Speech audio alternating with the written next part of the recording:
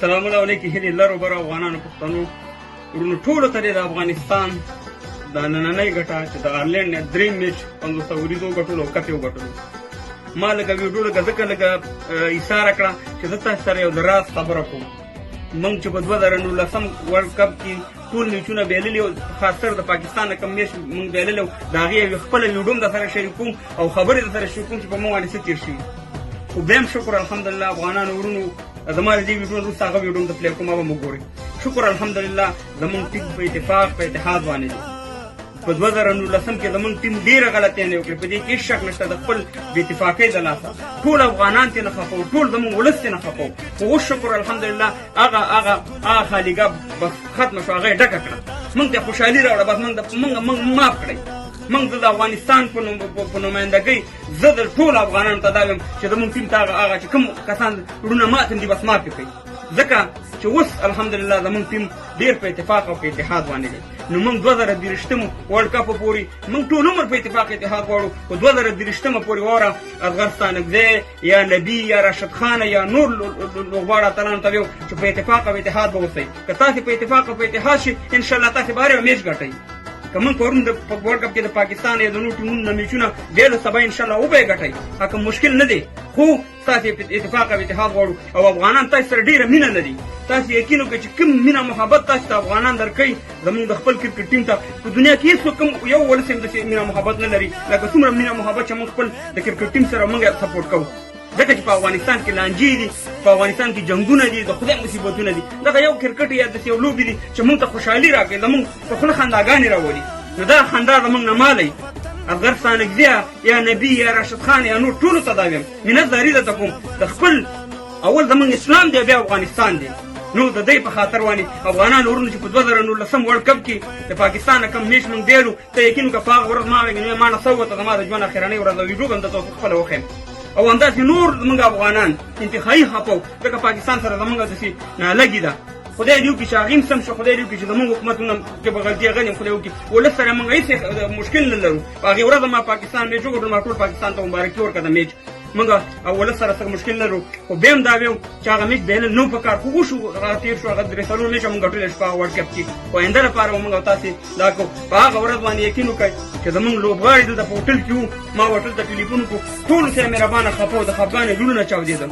زموږ د خپل لوبغاړي د کرکټ ټیم نو هغې هم په دغه میچ باندې خفه وو، موږ افغانان هم پرې خفه وو. نو خدای دې وکړي چې په آینده کې دې په اتفاق او اتحاد وشي. بیا هم ټول افغانانو ته مبارکي وایم انشاءالله نور میچونه موږ ګټو. دا ورلډ کپ چې د خیر راځي موږ به انشاءالله میچونه هم ګټو. او دا کپ چې دغه ته وړي کابل جان کې به انشاءالله تاسې وګورئ چې خوشحالي او جشنونه به وي. الله آباد لره دا زما ویډیو ګورئ، ډېره د غم ده چې په ما باندې څه تېر شوي په نورو افغانانو. دا زما خپله ویډیو ده درسره شیر کومه د 2019 ورلډ کپ نه په هماغه ورځ چې د پاکستان نه میچ بایلو. دا ویډیو ما کړې وه، ویې ګورئ او مخکې سره شیر کړئ. بیا دې درته مبارک وي، خوشحاله به. السلام علیکم ورحمت الله وبرکاتو. ټولو افغانانو ته سلامونه علیکم هیلې. افغانانو موږ والله چې په میچ دومره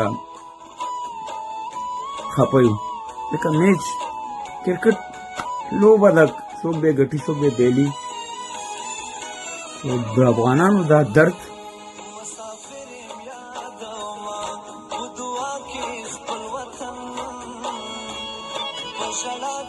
ډېر څومره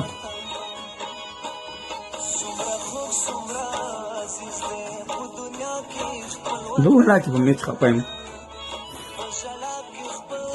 چې میچ موږ بایلو.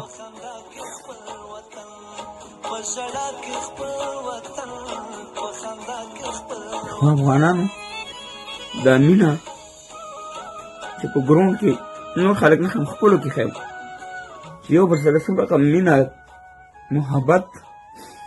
تاسې یقین وکړئ چې ډېر زیات زه خوشحاله شوم په دې. په میچ زه دومره نه یم خفه، خو د افغانانو په دې جذبه باندې د دې وطن دا لیونۍ مینه، دا لیوني خویونه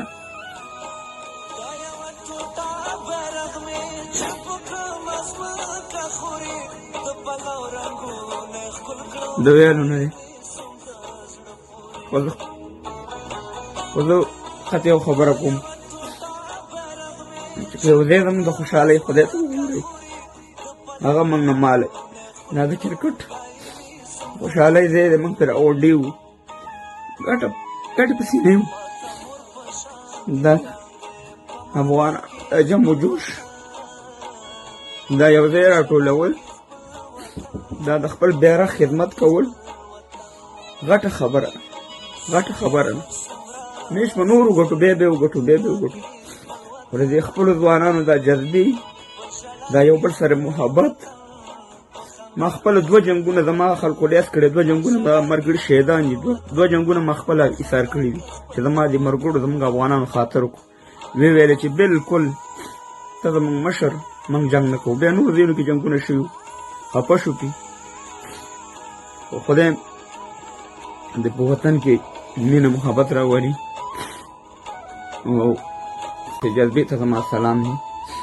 ستاسې د دې وطن سره د لیونۍ مینې ته زما سلام دی ما ولیده په ګرون کې ما په نورو میټونو کې ولیده چې ډېره زیاته مینه تاسې د وطن سره اوس لرئ او انشاءالله دا وطن به جوړېږي ځکه چې ستاسې اوس هغه د زړه نه مینه کوئ موږ ورته پورې مینه نه لرو دا خپل وطن سره خو اوس چې د دې ځوانانو دا جوش دا لیونتوب وینم په ګراونډ کې یو بل سره داسې ورغاړولي لکه دې وجې دا بچي نو وطن به جوړ شي په مسافرۍ کې سړي ته وطن ډېر دی خدای پاک